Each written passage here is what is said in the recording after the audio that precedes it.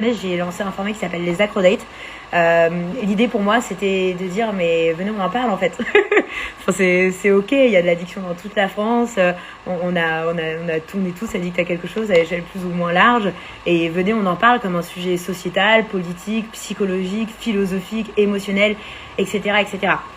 Donc je suis partie faire ce tour de France où je faisais un peu des micro-trottoirs, voilà, pour essayer de sonder un petit peu.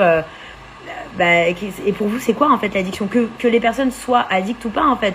Et alors ça a été génial, j'ai fait des super rencontres, il y a des personnes qui m'ont partagé des choses assez fortes, assez touchantes et qui ont vraiment réussi à prendre la parole. Après c'est vrai que sur la longueur, le format, comment dire, c'est dur de parler à cœur ouvert de ces choses-là.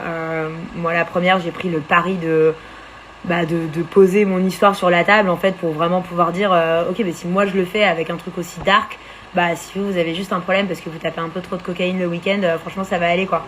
Et parce que je crois sincèrement qu'en fait la prise de parole c'est 60% du boulot. À partir du moment où on verbalise, on nomme, on concrétise, et on peut pas agir sur une réalité tant qu'on la nie en fait. Donc la première chose c'est d'accepter de verbaliser l'addiction, et aujourd'hui c'est compliqué parce que c'est extrêmement tabou. Donc le but des Acrodates c'était ça.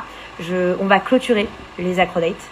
Moi j'avais prévu de faire un tour de France, voire de vous à moi un tour du monde, mais on va clôturer le format ici parce que je trouve qu'on touche pas assez dans la profondeur.